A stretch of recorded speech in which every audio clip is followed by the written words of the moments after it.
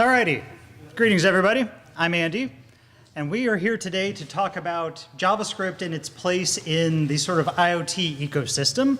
In particular, I'm here to advocate for the role that JavaScript can fill in going from kind of your first prototype all the way through to the last unit off the production line. And in particular, we're going to be focusing on the little gaps here and there that traditionally have been stumbling points that have kept people from successfully making those transitions. So why do we care about JavaScript and why is it important? There are many reasons, but the reason that I care the most about is that today, this is what the sort of IoT developer ecosystem looks like. The most central people are all the native programmers, the C developers, the people who can really kind of get down to the hardware and tinker in the microcontrollers and the Linux systems. And then outside of that, we have the sort of Arduino, Atmel processing folks. And then one more shell out of that are the Node.js and Python developers, the people who work in scripting environments, but have fairly robust toolkits to use when working on IoT devices. But who's on the outside looking in? Really, it's the web front-end developers and it's the product designers. It's people that have really good programming skills or really good application and device concepts, but no real great way to realize those in a production-ready IoT prototype today. And this is really important because there are just tons and tons of these people out there. And if you've ever been in a position where you're trying to build a startup around an IoT device, you know how difficult it can be to hire people that have the skills that are in the center of this circle. And yet there are thousands and thousands of people out here on the edges who have the right skills, just not the right way to bring those into your platform. So what do people do today when they have some cool idea and they want to translate it into a product? It looks something like this. If you happen to be a native developer and you can work in C or something, you start doing your prototypes and eventually magic happens and you ship. But if you happen to be somebody who is more comfortable prototyping in a scripting environment, you hang out here and you iterate and you prototype on either an Arduino or a Raspberry Pi or a BeagleBone or any of the number of different kind of commodity prototyping kits that are out there. And you prove your concept, hooray, you made it far enough to get a nice video on Kickstarter or Indiegogo, or you managed to catch the eye of an incubator or some VC out there, and now magically you have funding. And the first thing you do when you show up at your incubator or when you start really talking to factories in China or getting serious about producing these things is you realize that the platform that you've been prototyping on just isn't ready to go out and build 10,000 units on top of. It's too expensive, it's too complicated. For one reason or another, you just can't do it. And so you throw away everything, you go out and you learn C or you hire people that know C, and you rebuild everything. You start on a new platform, new hardware, you work from the ground up to build new application software, you do all your iterations, your user testing, all those good things, and then eventually maybe you ship, we hope. That's the idea, right? But the hazards here are numerous. There's lots of places where you can get stuck. The reality is that prototyping on these commodity hardware platforms probably wasn't the best idea in the first place. You've probably started at too low of a level and too close to the hardware, and it may be that your idea is terrible. You may have put 2 or 3 years into that prototyping phase before you go up on Indiegogo and find out that nobody cares, or before you go and pitch VCs and find out that nobody's interested in your product. The bigger hazard, though, that I think, is all the time lost spinning around, learning new platforms, learning new toolkits, trying to get things going. That's this red box here, and it's what I call the chasm of despair. This is the gap into which more and more startups and more Kickstarters and more people who have really cool ideas, but not necessarily the technical chops to execute them, are falling. And I think that's really a shame that we're losing good ideas to this process where people are running out of their $100,000 from the incubator or running out of their Kickstarter funds. And the bottom line is that we should be doing better anyways. We should be prototyping earlier and in lower fidelity and getting those things in front of users so that we can find out if our ideas are really good. Starting at a prototype that runs on a specific board with a specific chipset and a specific set of APIs is really way, way, way too late in the game. If you're doing this the way that sort of user-centered design suggests you should be doing, you should be out there paper prototyping, you should be doing sketches, you should be doing low fidelity things that you can get in front of the user. And we're going to walk through what some of those look like today. How you can get things out in front of the user before getting too serious about being committed to a platform. So what sort of gaps are we talking about, and how do we avoid them? The biggest one that I want to advocate for is always, always, always preserving progress across prototypes. You see far too often people write something amazing on Arduino, write something amazing on a BeagleBone, and then when they go to produce it for real, their factory tells them, oh, you really should have been doing this in MIPS on a PIC microcontroller the whole time. Like, your price point is $40 and you should be at $1. And you find those things out way too late, and you have to throw away lots of code, throw away lots of good ideas, and start over. So what I'm advocating for is preserving as much progress as possible in terms of application code, so the actual front end, the application that you've written, the I/O libraries, so everything that interacts with hardware pins and external sensors. No reason to throw it away if it's working. And anything in the kind of front end space. If you've gone out there and you've put prototypes in front of people and they respond positively to the look and feel, you don't necessarily want to have to throw all of that away just because you're moving to a different prototype generation. And again here, the goal is to build prototypes that can answer questions. The whole point of building a prototype is not to get one step closer to the end. The point of a prototype is to get it in front of people, get authentic user feedback, and find out what you're doing well and what you could be doing better. And the focus in all of this is to build continuity from one prototype generation to the next. So to make the gaps between prototypes as small and as accessible as possible. That means that if prototype generation N took 2 engineers 2 weeks to produce, prototype generation N+1 shouldn't be a board spin that's going to take 18 weeks to come back from China. There has to be something in between there where you're progressively spending more time and money to make sure that your ideas are legitimate and worth doing. So who am I and why am I here talking? I am Andy. I spent the previous decade of my life at UC Berkeley, at the Berkeley Institute of Design, running that lab as a PhD candidate. Got my PhD, am now at Kinoma at Marvell Semiconductor. And Kinoma was this tiny little software startup. We were in mobile software and built kind of application frameworks for the mobile space. We were acquired by Marvell in 2010, and now we work in the consumer electronics space, the Internet of Things, building kind of cool devices that live in people's homes and that connect to other devices. We are also in the space of building prototyping platforms, so commodity off-the-shelf toolkits that people can use to go out and build things themselves. And we'll talk a little bit more about that as we dig into this talk. This picture, by the way, is from our own crowdfunding adventure, where we did the whole Indiegogo thing and made the video and smiled and paid way too much money for it and kind of broke even on the money.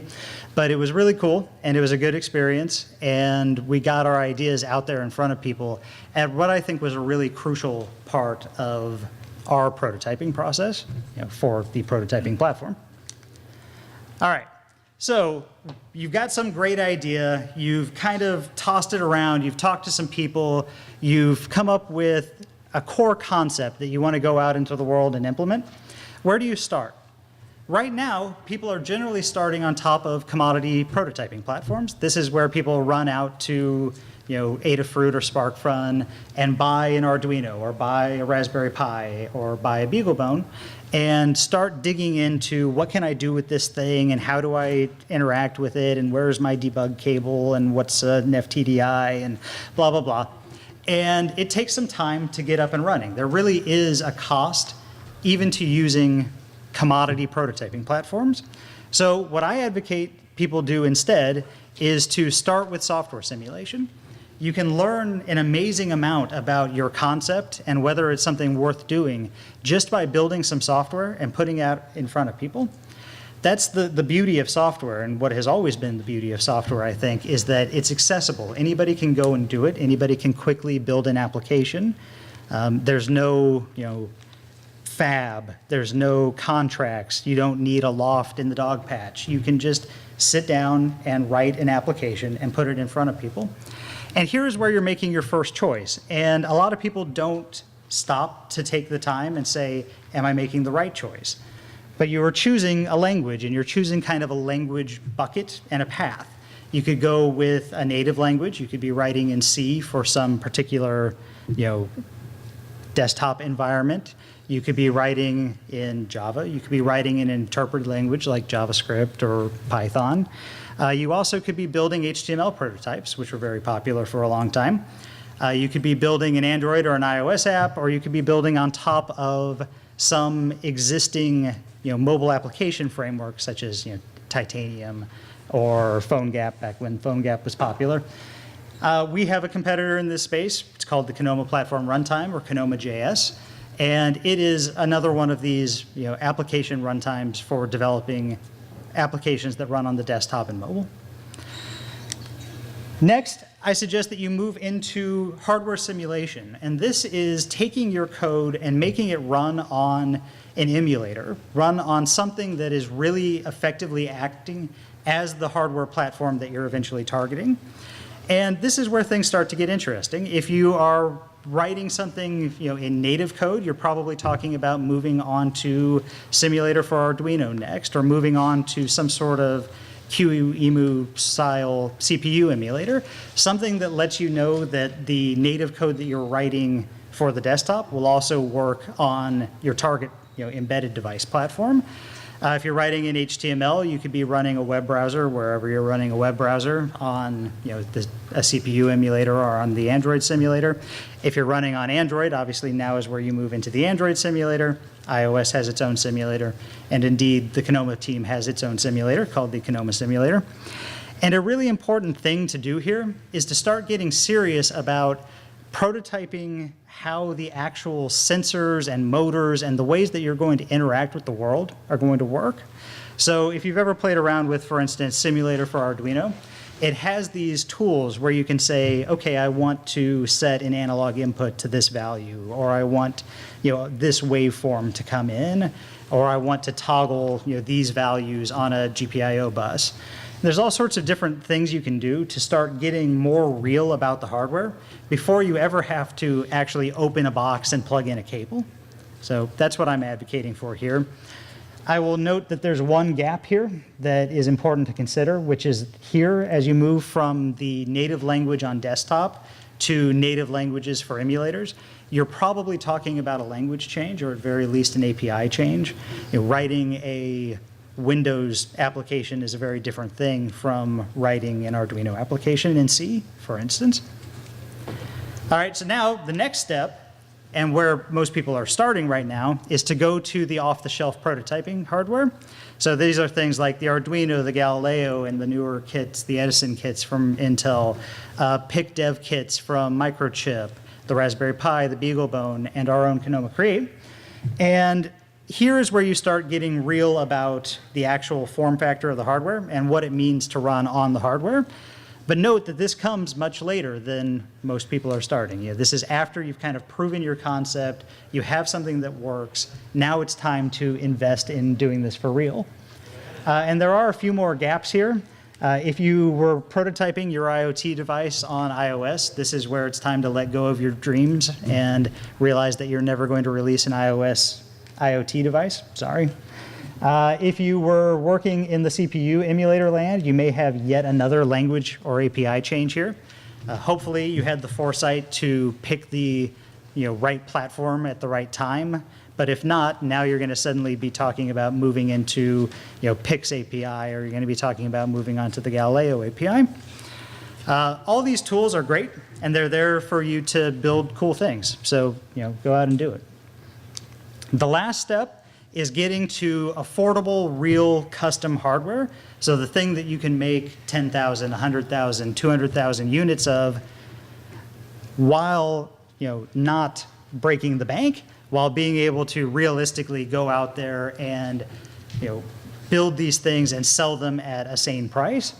So you had choices here again. If you took this x86 route, now you're talking about building on top of a real x86 platform. There's not a lot of people that I'm aware of doing that in the embedded space right now, but if you want to be the one that does it, come back and tell me how it turned out. You could go, if you were in PIC land, you're probably now talking about developing for MIPS hardware. That's what, for instance, the Belkin Wemo does.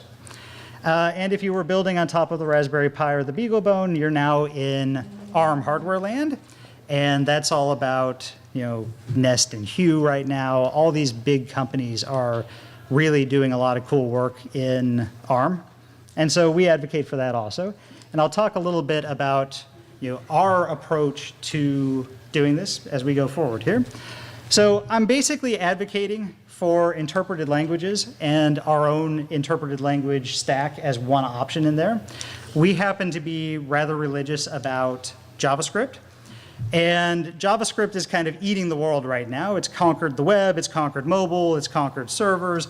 We think the next step is for it to conquer embedded. And we think that JavaScript is ready for that.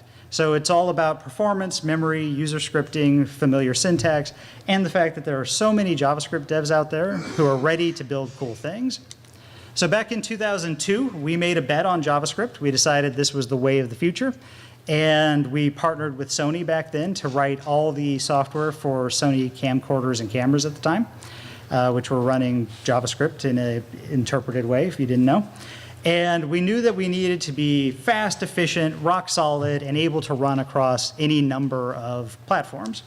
And so we went out and we built our own JavaScript framework. And over the years, as we've moved from Sony devices to mobile devices and now onto embedded devices, we've worked hard to make it really ready for the Internet of Things.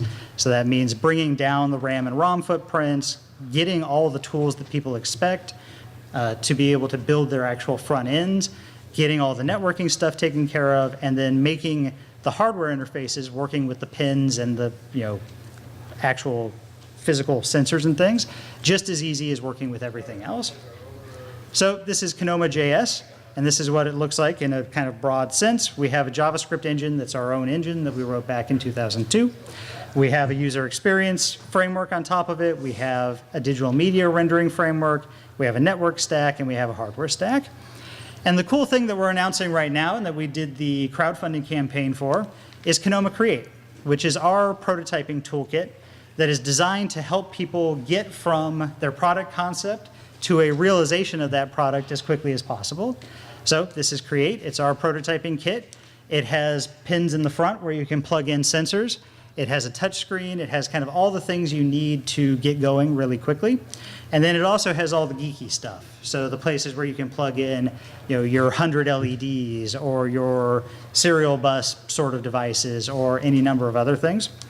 And the key point of this all is that we really focused on device usability as our first order design goal. The question was, what does it mean to take this prototyping thing that had been kind of bare boards with command lines and USB cables and bring it out into the modern mobile app development sort of world? So we include everything out of the box that you need to build really cool prototypes: touchscreen, Wi-Fi, Bluetooth, micro SD slot, USB, speaker, microphone, and the places to connect all your different hardware sensors so that you can just get it and go.